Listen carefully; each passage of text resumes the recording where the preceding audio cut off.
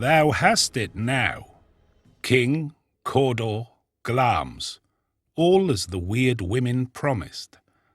And I fear thou playedst most foully for it. Yet it was said it should not stand in thy posterity, but that myself should be the root and father of many kings.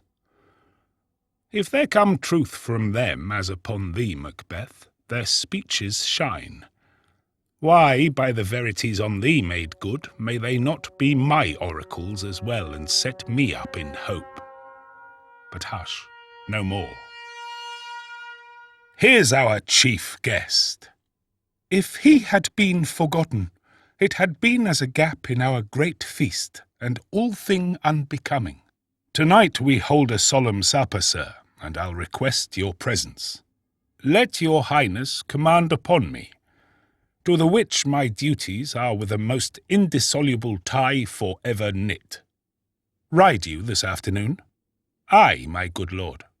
We should have else desired your good advice, which still hath been both grave and prosperous in this day's council, but we'll take tomorrow. Is't far you ride? As far, my lord, as will fill up the time twixt this and supper.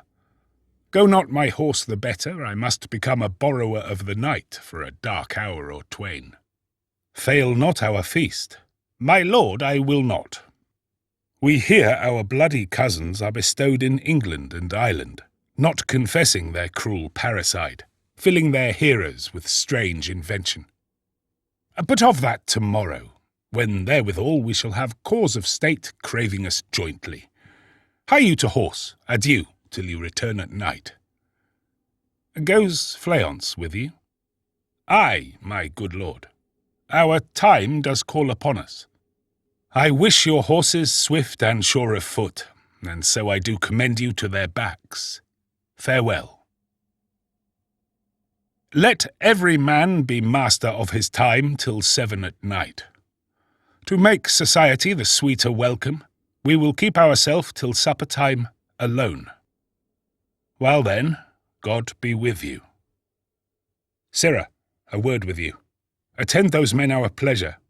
They are, my lord, without the palace gate. Bring them before us. To be thus is nothing, but to be safely thus. Our fears in Banquo stick deep, and in his royalty of nature reigns that which would be feared. 'Tis much he dares, and to that dauntless temper of his mind he hath a wisdom that doth guide his valour to act in safety. There is none but he whose being I do fear, and under him my genius is rebuked, as it is said Mark Antony's was by Caesar. He chid the sisters when first they put the name of king upon me and bade them speak to him. Then prophet-like they hailed him father to a line of kings. Upon my head they placed a fruitless crown, and put a barren sceptre in my gripe, thence to be wrenched with an unlineal hand, no son of mine succeeding. If 't be so, for Banquo's issue have I filed my mind. For them the gracious Duncan have I murdered, put rancours in the vessel of my peace only for them, and mine eternal jewel given to the common enemy of man, to make them kings, the seed of Banquo kings. Rather than so, come fate into the list and champion me to the utterance. Who's there? Now go to the door and stay there till we call. Was it not yesterday we spoke together? It was, so please your highness. Well then, now, have you considered of my speeches? Know that it was he in the times past which held you so under fortune, which you thought had been our innocent self. This I made good to you in our last conference, passed in probation with you, how you were borne in hand, how crossed, the instruments, who wrought with them, and all things else that might to half a soul and to a notion crazed say thus did Banquo. You made it known to us. I did so, and went further. which is now our point of second meeting. Do you find your patience so predominant in your nature that you can let this go? Are you so gospelled to pray for this good man and for his issue, whose heavy hand hath bowed you to the grave and beggared yours for ever? We are men, my liege. Aye, in the catalogue ye go for men, as hounds and greyhounds, mongrels, spaniels, curs, choughs, water-rugs, and demi-wolves are clept all by the name of dogs. The valued file distinguishes the swift, the slow, the subtle, the housekeeper, the hunter, every one according to the gift which bounteous nature hath in him closed, whereby he does receive particular addition from the bill that writes them all alike. And so of men. Now if you have a station in the file, not i' the worst rank of manhood, say it, and I will put that business in your bosoms, whose execution takes your enemy off, grapples you to the heart and love of us, who wear our health but sickly in his life, which in his death were perfect. I am one, my liege, whom the vile blows and buffets of the world have so incensed, that I am reckless what I do to spite the world. And I another, so weary with disasters, tugged with fortune, that I would set my lie on any chance to mend it or be rid on't. Both of you know Banquo was your enemy. True, my lord. So is he mine, and in such bloody distance that every minute of his being thrusts against my nearest of life. And though I could with barefaced power sweep him from my sight and bid my will avouch it, yet I must not, for certain friends that are both his and mine, whose loves I may not drop, but wail his fall who I myself struck down. And thence it is that I to your assistance do make love, masking the business from the common eye for sundry weighty reasons. We shall, my lord, perform what you command us, Though our lives... Your spirits shine through you. Within this hour at most, I will advise you where to plant yourselves, acquaint you with the perfect spy of the time, the moment on't, for it must be done tonight, and something from the palace. Always thought that I require a clearness, and with him, to leave no rubs or botches in the work, Fleance, his son that keeps him company, whose absence is no less material to me than is his father's, must embrace the fate of that dark hour. Resolve yourselves apart. I'll come to you anon. We are resolved, my lord. I'll call upon you straight. Abide within. It is concluded. Banquo, thy soul's flight, if it find heaven, must find it out tonight.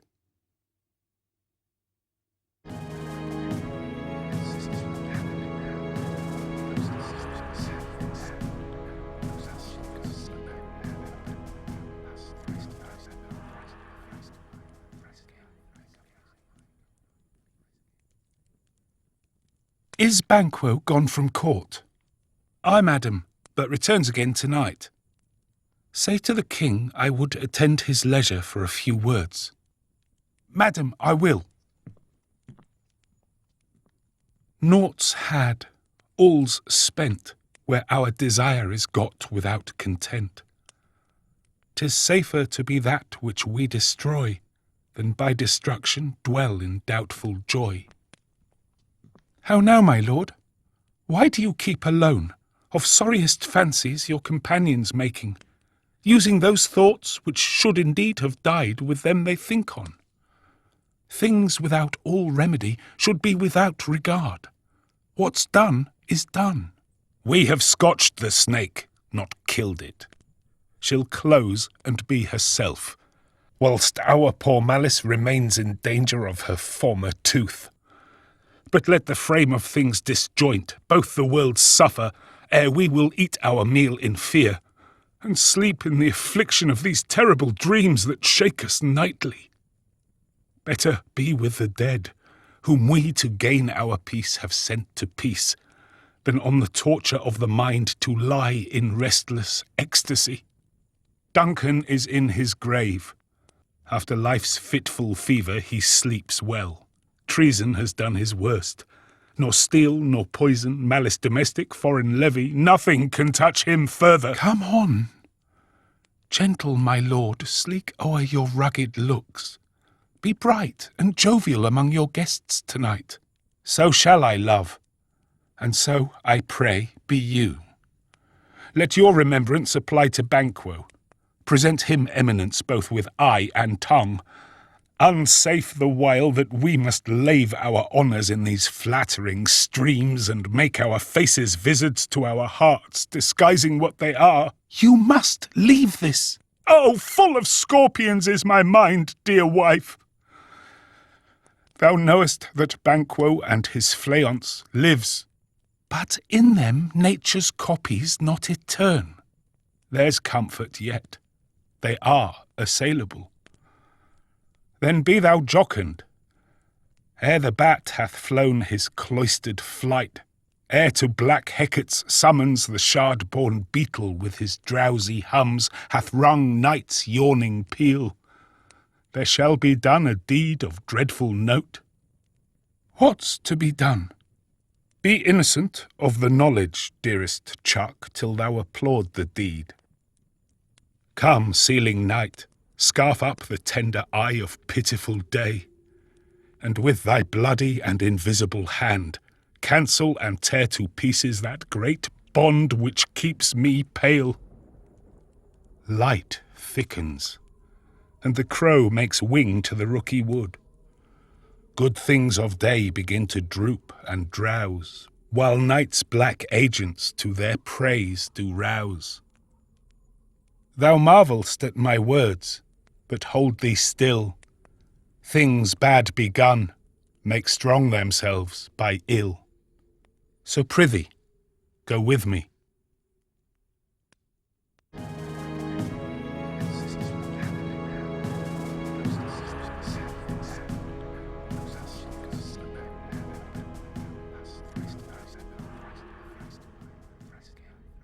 But who did bid thee join with us? Macbeth. He needs not our mistrust, since he delivers our offices and what we have to do to the direction just. Then stand with us. The west yet glimmers with some streaks of day. Now spurs the lated traveller apace to gain the timely inn, and near approaches the subject of our watch. Hark! I hear horses. Give us a light there, ho! Then 'tis he. The rest that are within the note of expectation already are in the court. His horses go about. Almost a mile, that he does usually, so all men do, from hence to the palace gate, make it their walk.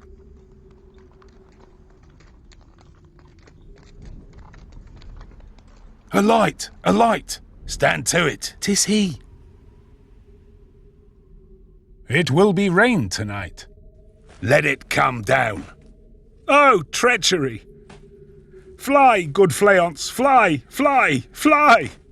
Thou mayest revenge. Oh, slave! Who did strike out the light? Wast not the way?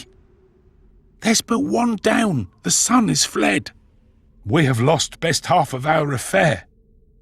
Well, let's away and say how much is done.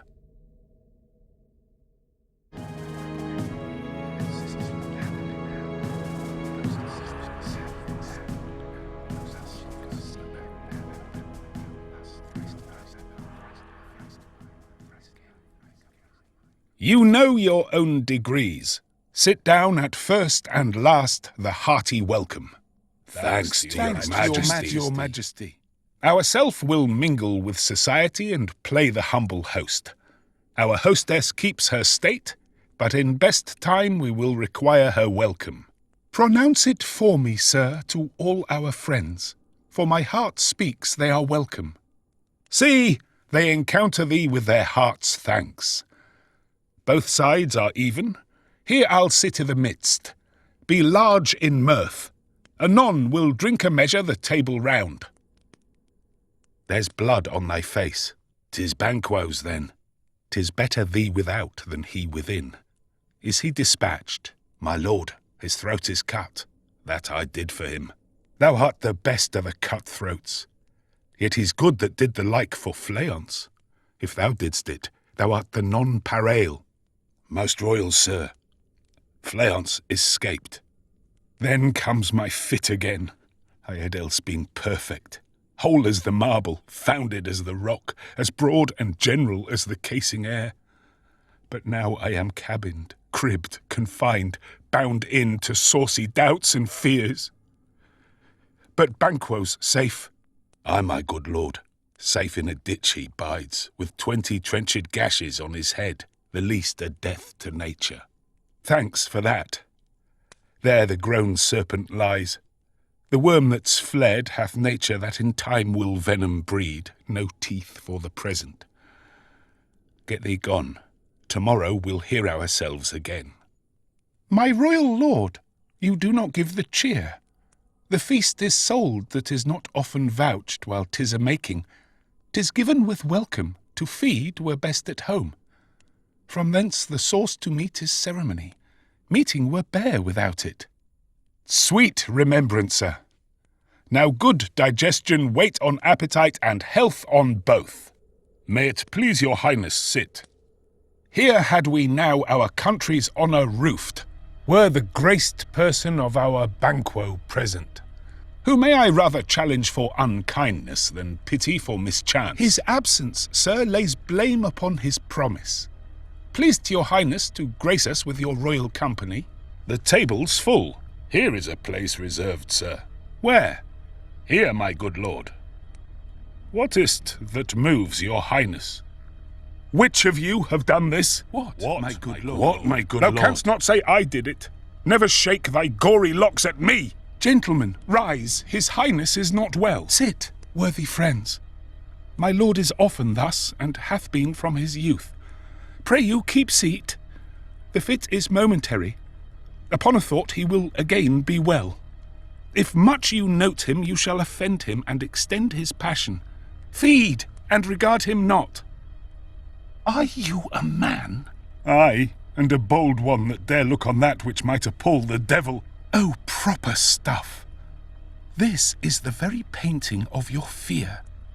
This is the air-drawn dagger which you said led you to Duncan. Oh, these flaws and starts, impostors to true fear, would well become a woman's story at a winter's fire, authorized by her grandam. Shame itself! Why do you make such faces? When all's done, you look but on a stool. Prithee, See there!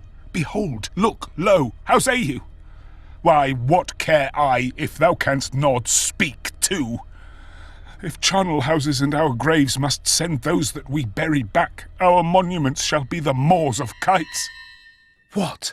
Quite unmanned in folly? If I stand here, I saw him. Fie for shame! Blood hath been shed ere now i' the olden time, ere human statute purged the gentle wheel. Aye, and since too murders have been performed too terrible for the ear. The times have been that when the brains were out, the man would die and there an end. But now they rise again with 20 mortal murders on their crowns and push us from our stools. This is more strange than such a murder is. My worthy lord, your noble friends do lack you. I do forget. Do not muse at me, my most worthy friends. I have a strange infirmity, which is nothing to those that know me. Come, love and health to all, then I'll sit down. Give me some wine, fill full. I drink to the general joy of the whole table, and to our dear friend Banquo, whom we miss, would he were here.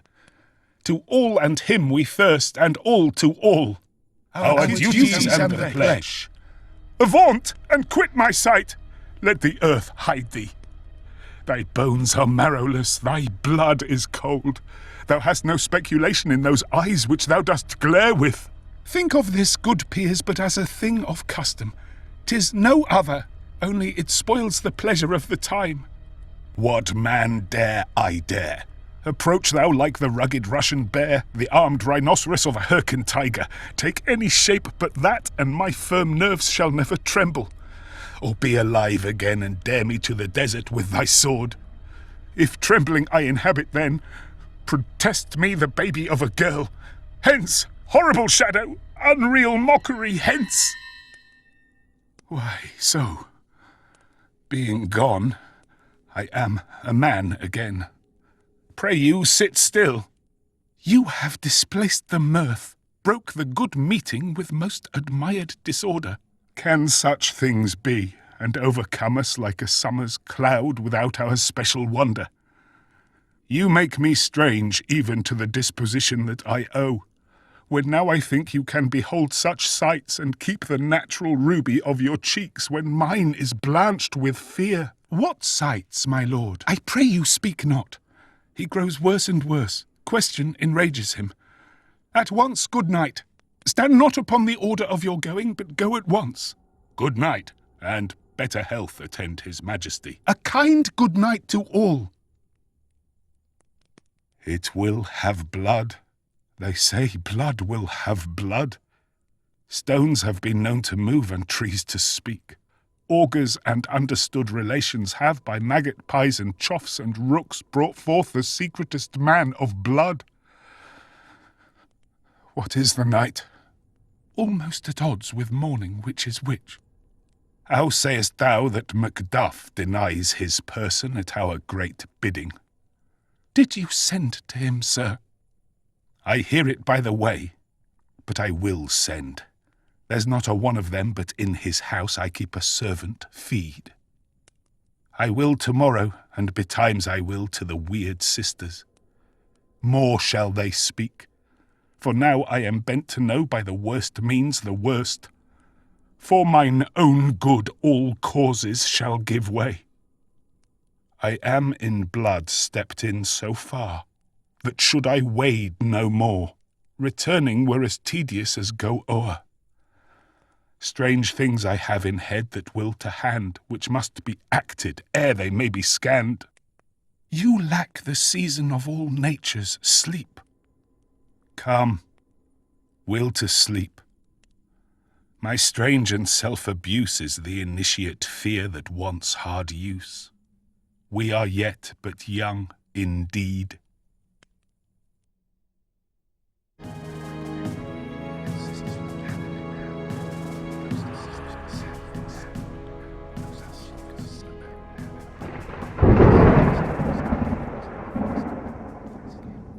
Why, how now, Hecate? You look angerly. Have I not reason, beldams as you are, saucy and overbold? How did you dare to trade and traffic with Macbeth in riddles and affairs of death? And I, the mistress of your charms, the close contriver of all harms, was never called to bear my part or show the glory of my art. And which is worse, all you have done hath been but for a wayward son, spiteful and wrathful, who, as others do, loves for his own ends, not for you. But make amends now. Get you gone, and at the pit of Acheron meet me in the morning. Thither he will come to know his destiny. Your vessels and your spells provide, your charms and everything beside, I am for the air. This night I'll spend unto a dismal and a fatal end. Great business must be wrought ere noon. Upon the corner of the moon there hangs a vaporous drop profound. I'll catch it ere it come to ground, and that, distilled by magic sleights, shall raise such artificial sprites as by the strength of their illusion shall draw him on to his confusion. He shall spurn fate, scorn death, and bear his hopes above wisdom, grace, and fear. And you all know security is mortal's chiefest enemy. Hark, I am called. My little spirit sea sits in a foggy cloud and stays for me. Come, let's make haste. She'll soon be back again.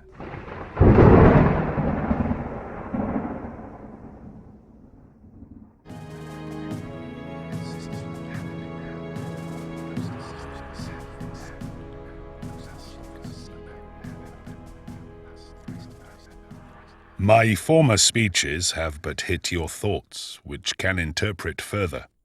Only I say, things have been strangely born. The gracious Duncan was pitied of Macbeth. Marry, he was dead. And the right valiant Banquo walked too late, whom you may say, if it please you, Fleance killed, for Fleance fled. Men must not walk too late. Who cannot want the thought how monstrous it was for Malcolm and for Donalbain to kill their gracious father? Damned fact, how it did grieve Macbeth! Did he not straight in pious rage the two delinquents tear that were the slaves of drink and thralls of sleep? Was not that nobly done? Aye, and wisely too, for 'twould have angered any heart alive to hear the men deny it. So that, I say, he has borne all things well. And I do think that had he Duncan's sons under his key, as, and please heaven, he shall not, they should find what 'twere to kill a father. So should Fleance.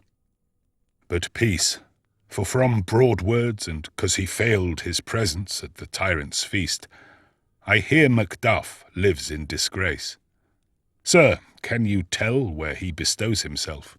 The son of Duncan, from whom this tyrant holds the due of birth, lives in the English court, and is received of the most pious Edward with such grace that the malevolence of fortune nothing takes from his high respect.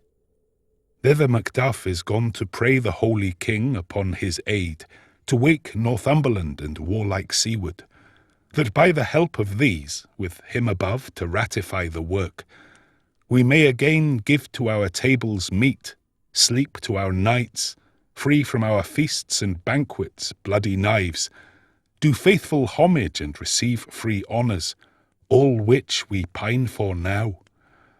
And this report hath so exasperate the king, that he prepares for some attempt of war. Sent he to Macduff?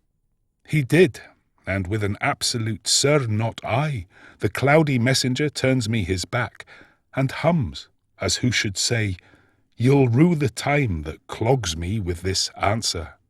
And that well might advise him to a caution, to hold what distance his wisdom can provide. Some holy angel fly to the court of England and unfold his message ere he come, that a swift blessing may soon return to this our suffering country under a hand accursed.